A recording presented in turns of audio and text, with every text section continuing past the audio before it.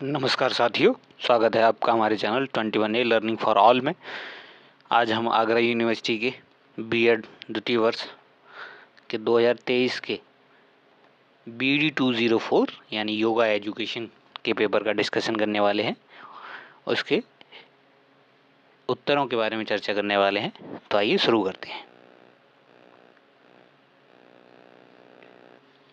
मन को एकाग्र करने का अभ्यास किस पाद में बताया गया है? ए साधन पाद, बी समाधि पाद, सी विभूति पाद, डी केवल्य पाद। तो इसका सही उत्तर है विभूति पाद। तो साधन पाद में जो बताया गया है वो है आध्यात्मिक उन्नति के लिए अष्टांगिक योग। समाधि पाद में बताया गया है कि कैसे समाधि प्राप्त करने के साधन हो सकते हैं। विभूति पाद में बताया गया है ध्यान से संबंधित, और ध्यान ही है मन को एकाग्र करने का अभ्यास। केवल्य पाद है मुक्ति। चलिए आगे बढ़ते हैं। श्री अरविंदो के सुपर माइंड के विचार का अर्थ है। ए डार्विन का सिद्धांत प्रासंगिक है, इसीलिए शिक्षा बहुत कुछ नहीं कर सकती है। बी शिक्षक का कार्य मनुष्य की जागृत चेतना का उत्थान करना है। सी शिक्षक का अपनी शिक्षण तकनीकों में मनोविज्ञान, जीव विज्ञान और शिक्षा को एकीकृत करना होगा। शिक्षा के माध्यम से दिव्य उद्देश्य को प्राप्त कर सकती है। तो इसका सही उत्तर है शिक्षक का कार्य मनुष्य की जागृत चेतना का उत्थान करना है। अगला प्रश्न है, योग सूत्र में कुल कितने सूत्र हैं? तो इसका सही उत्तर है 195। वैसे योग सूत्र में 196 होते हैं,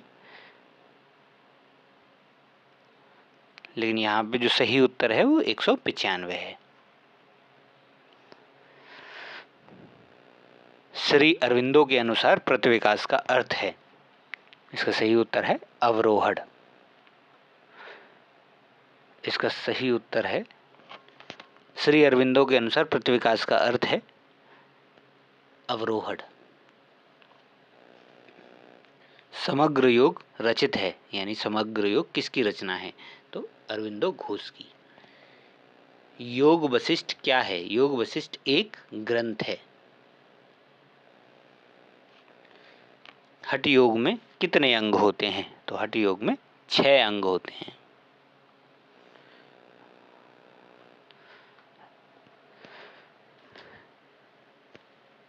क्वेश्चन नंबर 8, निम्न में से कौन सा आसन थायराइड ग्रंथि के लिए अच्छा है? तो इसका उत्तर है सर्वांगासन।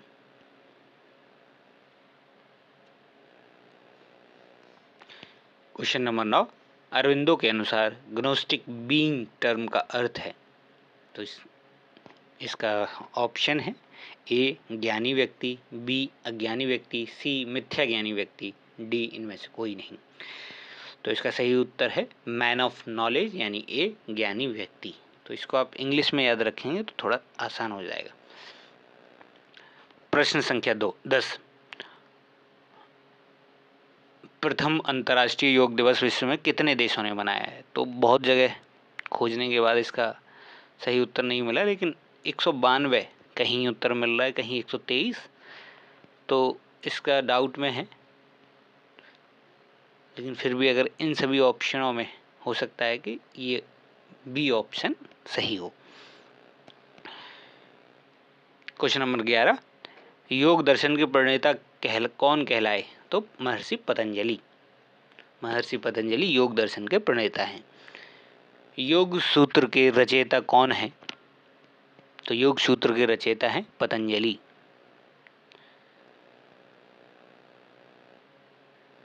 क्वेश्चन नंबर 13, योग के पिता के रूप में जाना जाता है। तो योग के पिता के रूप में पतंजलि को जाना जाता है। योग शब्द की उत्पत्ति हुई है ए हिंदी से, बी पाली से, सी प्राकृत से, डी संस्कृत से। तो योग शब्द की उत्पत्ति हुई है संस्कृत से, संस्कृत के युज धातु से। योग शब्द किस धातु से बना है? तो योग शब्द युज धातु से बना है। अगला प्रश्न, भारत में पहला अंतर्राष्ट्रीय योग दिवस कब मनाया गया? 21 जून 2015 को। तो पूरी दुनिया में 2015 से अंतर्राष्ट्रीय योग दिवस मनाया जा रहा है और योग दिवस 21 जून को मनाया जाता है।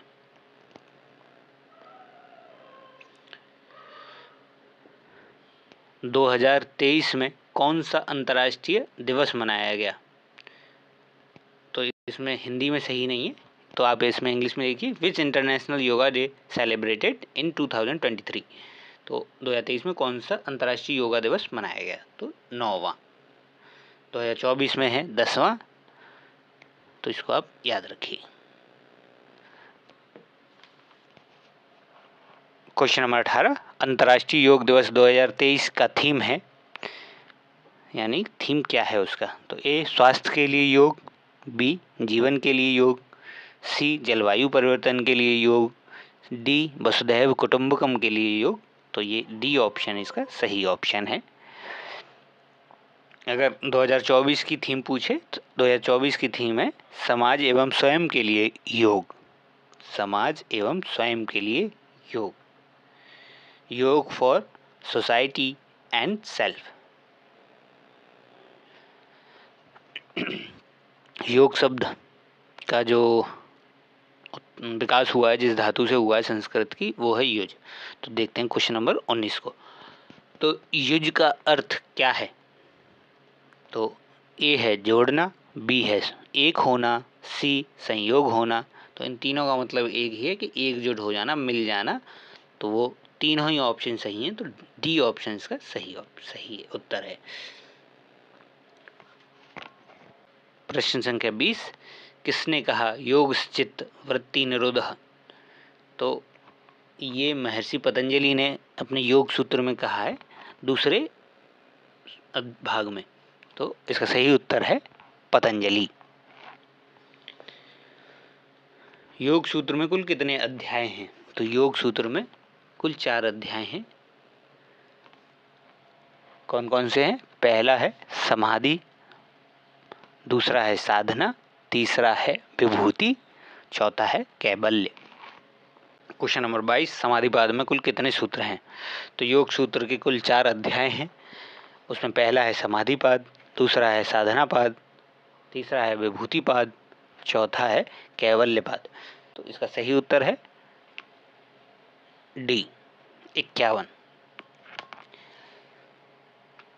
प्रश्न संख्या 23, चित्त की वृत्तियां कितनी हैं? चित्त की वृत्तियां 5 हैं। 5 कौन कौन सी हैं? पहली है प्रमाण, दूसरी है विपर्यय, तीसरी है विकल्प, चौथी है निद्रा, 5वीं है स्मृति। अगला प्रश्न, अरविंद आश्रम कहाँ स्थित है? इसका सही उत्तर है पांडिचेरी। क्वेश्चन नंबर 25, नियम का तृतीय सोपान क्या है? इसके बारे में पूछ रहा है। तो अष्टांग योग है पतंजलि का, उसमें उसके 8 अंग हैं, यम, नियम, आसन, प्राणायाम, प्रत्याहार, धारणा, ध्यान, समाधि। तो यम से शुरू होकर समाधि तक जाता है और 8 इसके अंग हैं। उसमें से नियम है दूसरा, और नियम के 5 हिस्से हैं। उसमें से तीसरा जो है वो है तप।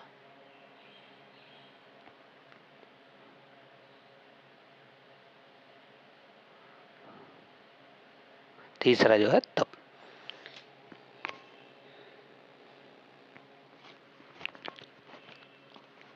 क्वेश्चन नंबर 26, अष्टांग योग का 7वां चरण है। तो अष्टांग योग का 7वां चरण यम है पहला, तीसरा है आसन, चौथा है प्राणायाम, 5वां है प्रत्याहार, 6वां है धारणा और 7वां है ध्यान। तो इसका सही उत्तर है ध्यान।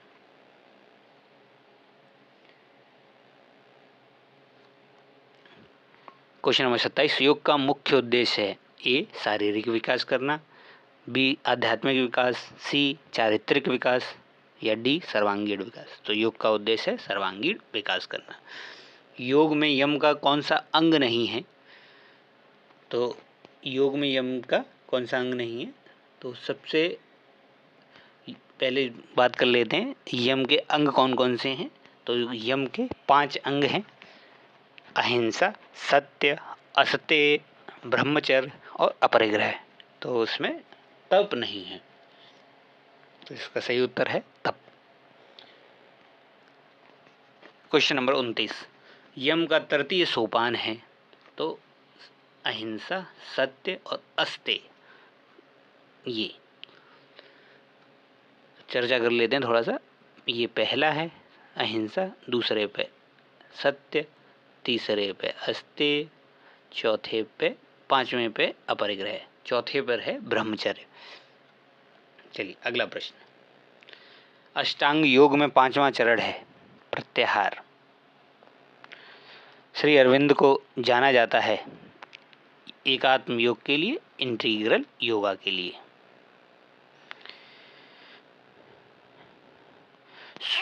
प्रश्न संख्या 32, सूर्य नमस्कार में कुल कितने सोपान हैं? तो इसका सही उत्तर है 12। द लाइफ डिवाइन जो पुस्तक है उसकी रचना किसने की है? तो इसकी रचना की है अरविंदो ने। क्वेश्चन नंबर 34, सावित्री पुस्तक के लेखक कौन हैं? तो सावित्री पुस्तक के लेखक हैं अरविंदो।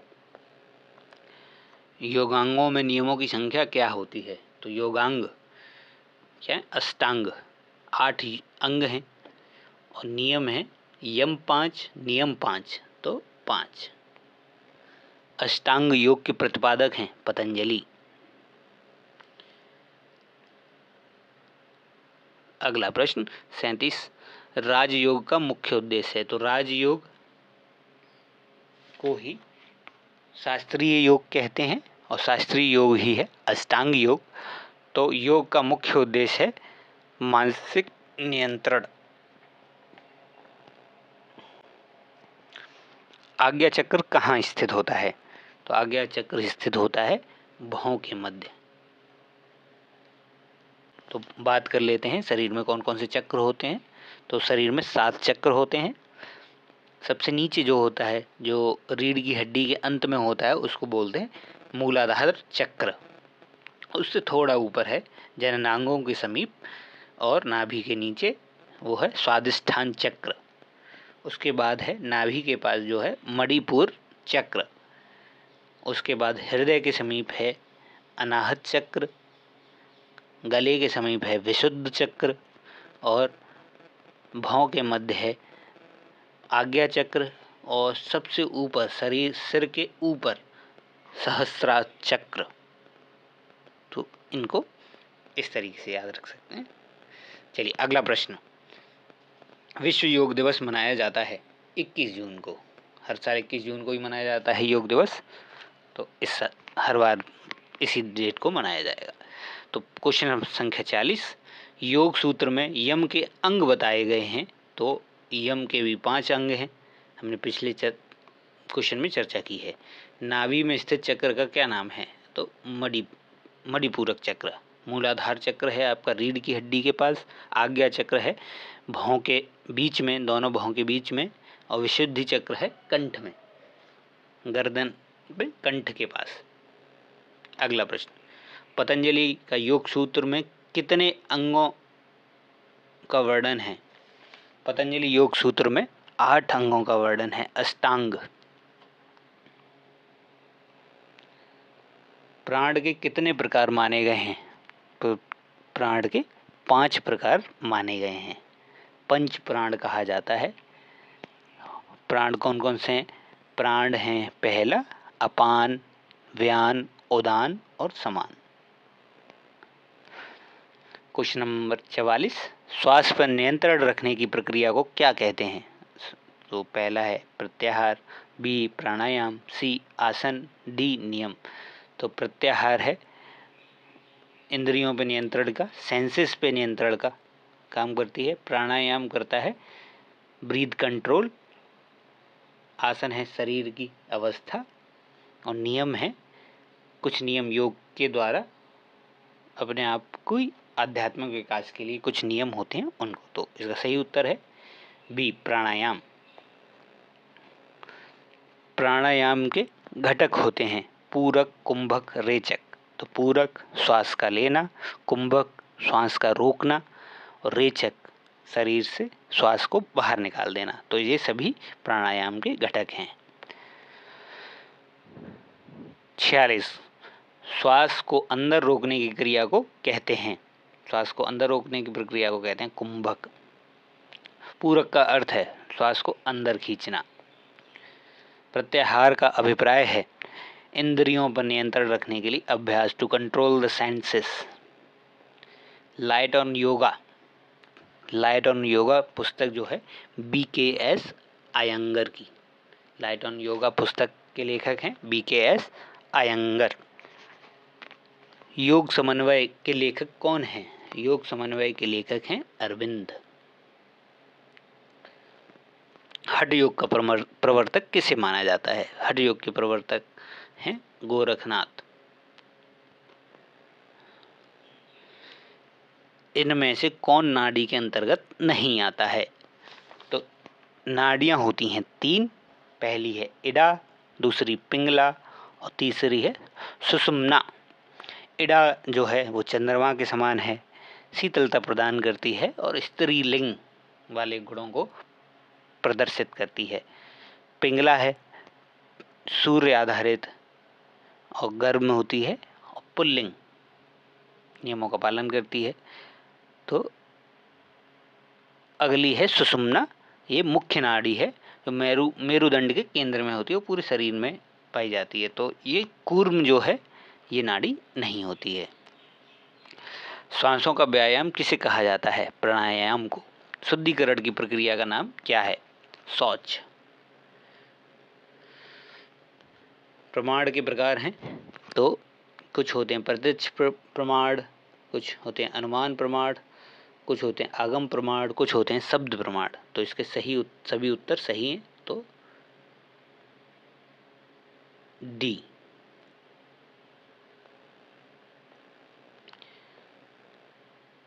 विच इज नॉट टाइप ऑफ सत्कर्मा, सत्कर्म का प्रकार नहीं है। तो सत्कर्म के प्रकार हैं, तो पहली है नेति जो कि नाक की स्वच्छता से संबंधित है। दूसरा है धोती जो पाचन तंत्र की स्वच्छता से संबंधित है। तीसरा है बस्ती मलाशय की स्वच्छता से संबंधित है। नौली पेट की स्वच्छता से संबंधित है। कपालभाति श्वसन तंत्र की स्वच्छता से संबंधित है। अगला जो अंतिम है छठवां, वो है त्राटक जो कि आँख की स्वतंत्रता से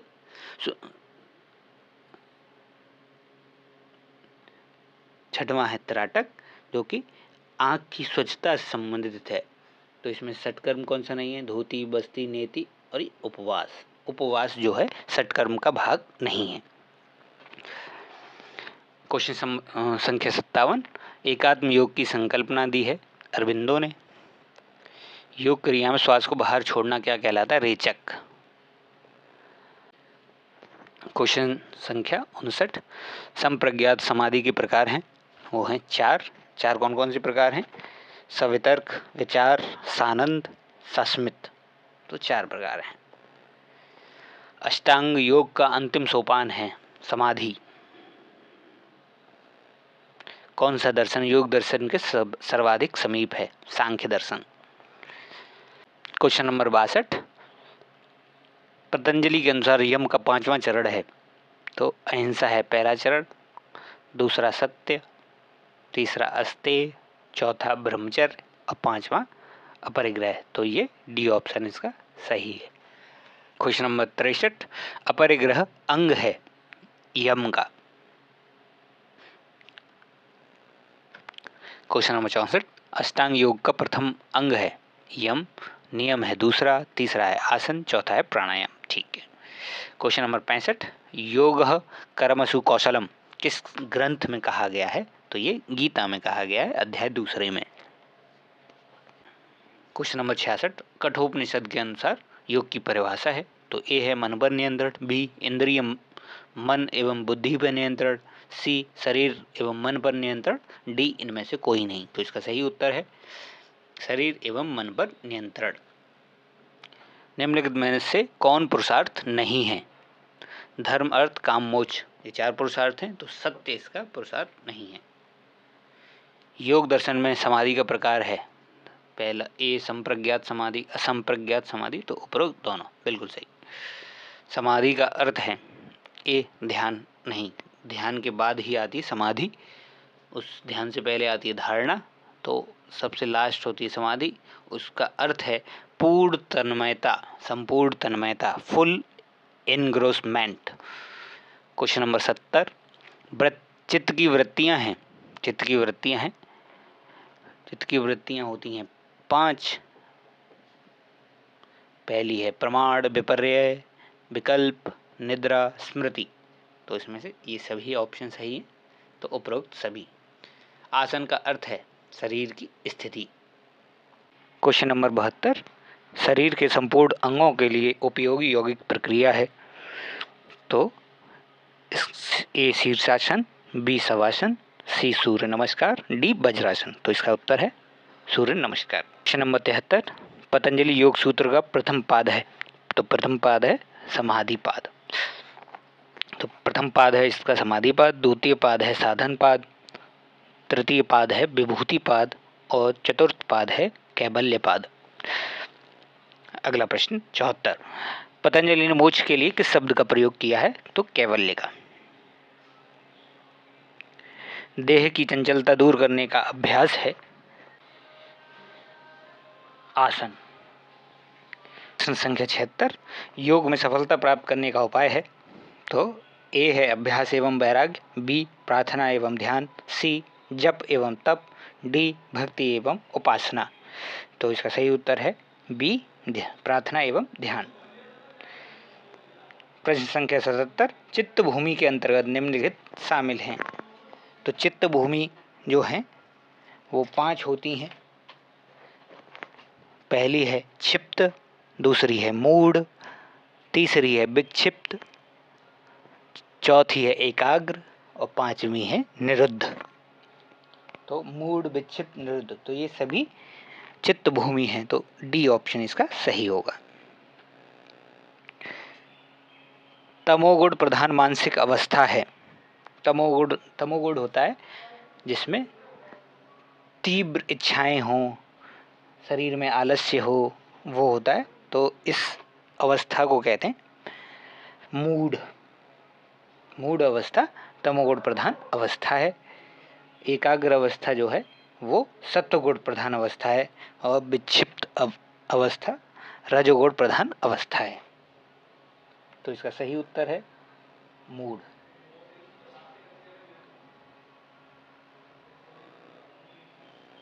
अगला प्रश्न, निम्न योगासनों में से कौन सा भोजन के तुरंत बाद किया जा सकता है, तो भोजन के तुरंत बाद किए जाने वाले योगासनों में आसन है वज्रासन।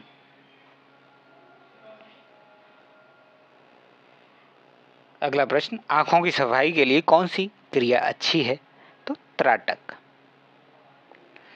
योग के अनुकूल चित्त भूमि है एकाग्र एवं निरुद्ध। सबसे उच्चतम चित्त भूमि है निरुद्ध, उससे 1 डिग्री कम है एकाग्र, उससे 1 डिग्री कम है विक्षिप्त, उससे 1 डिग्री कम मूढ़, उससे 1 डिग्री कम क्षिप्त।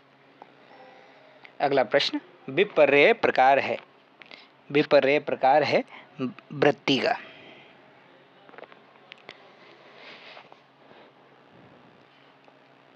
किसने कहा है यथार्थ के स्वरूप का तार्किक चिंतन ही दर्शन है, तो ये कहा है डॉक्टर राधाकृष्णन ने। प्रमाण के प्रकार हैं प्रत्यक्ष प्रमाण, अनुमान और उपरोक्त दोनों, तो दोनों। क्वेश्चन नंबर 85, बाह्य विषयों के संपर्क से इंद्रियों के निग्रह करने का अभ्यास कहलाता है, इसे कहते हैं इंद्रियों पर कंट्रोल, कंट्रोलिंग द सेंसेस, इसको प्रत्याहार कहते हैं। द हार्ट ऑफ योगा पुस्तक के लेखक कौन हैं, तो TKV देशिकाचार्य। बैठकर किए जाने वाला आसन नहीं है, तो बैठकर किए जाने वाले आसनों में पहले पद्मासन, ये बैठ के किया जाता है, सिंहासन बैठ के किया जाता है, वृक्षासन ये खड़े होकर किया जाता है, सिद्धासन। तो सी ऑप्शन इसका सही आंसर है। 88, निम्नलिखित में से बैठकर किए जाने वाला आसन कौन सा है, तो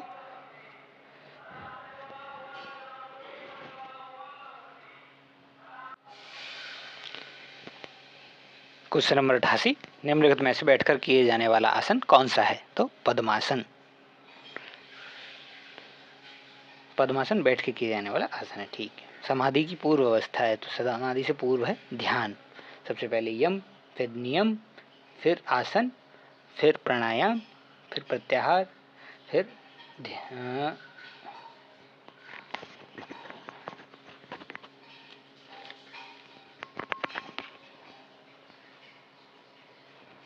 क्वेश्चन नंबर 88, समाधि की पूर्व अवस्था है, तो पहली अवस्था यम, दूसरा है नियम, तीसरा आसन, चौथा प्राणायाम, पांचवा प्रत्याहार, छठवां धारणा, सातवां ध्यान और आठवां समाधि। तो समाधि से पहले ध्यान, ए ऑप्शन। नंबर 90, नियम का अंतिम सोपान है, तो नियम के सोपान क्या क्या होते हैं?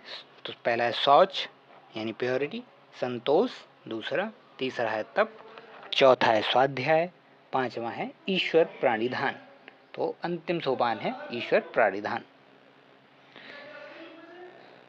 शिक्षक को टॉर्च लाइट की तरह होना चाहिए, यह कथन किसका है? श्री अरबिंदो के लिए जो ब्रह्मांड है वो है ब्रह्म की अभिव्यक्ति, यानी मैनिफेस्टेशन ऑफ ब्रह्म या डिवाइन। डिवाइन शब्द भी आ सकता है, तो मैनिफेस्टेशन ऑफ ब्रह्म और डिवाइन। अगला प्रश्न, योग मानव जाति जीवन और सुपरमैन को। अगला प्रश्न, योग मानव जाति जीवन और शरीर को सुपरमैन में बदल देता है, यह किस दर्शन शास्त्री द्वारा कहा गया है या दिया गया है? तो ये अरविंदो के द्वारा कहा गया है। कौन सा आसन सामान्य रक्तचाप बनाए रखने के में सहायक है? तो यह है शवासन, सामान्य रक्तचाप बनाने के लिए सहायक है। संयुक्त राष्ट्र की साधारण सभा द्वारा 21 जून को अंतर्राष्ट्रीय योग दिवस के रूप में मनाने की घोषणा कब की गई? तो 11 दिसंबर 2014 को इसकी घोषणा की गई। अगला प्रश्न, अरविंदो के अनुसार सृष्टि की प्रक्रिया है प्रतिविकास यानी इन्वॉल्यूशन और एवोल्यूशन यानी क्रम विकास। तो इसका उत्तर है सी, दोनों। एकात्म योग का उद्देश्य है इंटीग्रल ट्रांसफॉर्मेशन ऑफ साधक, साधक का समग्र परिवर्तन, ए। 98, स्वामी विवेकानंद योग अनुसंधान केंद्र कहाँ पर स्थित है? ए नई दिल्ली, बी हैदराबाद, सी बेंगलोर, डी चेन्नई। तो इसका सही उत्तर है सी, बेंगलोर। अरविंदो के अनुसार सृष्टि अभिव्यक्ति है आनंद की। अगला प्रश्न, निम्नलिखित में से कौन सी क्रिया प्राणायाम नहीं है? तो ए धौती जो है षटकर्म है, प्राणायाम नहीं है। तो इसका सही उत्तर ए धौती। तो यहाँ हमने देखा 2023 का पेपर 204 योगा एजुकेशन,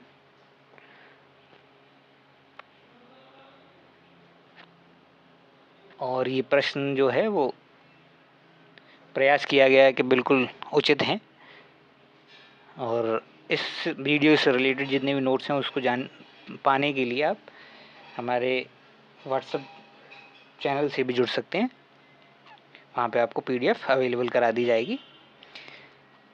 वीडियो देखने के लिए धन्यवाद।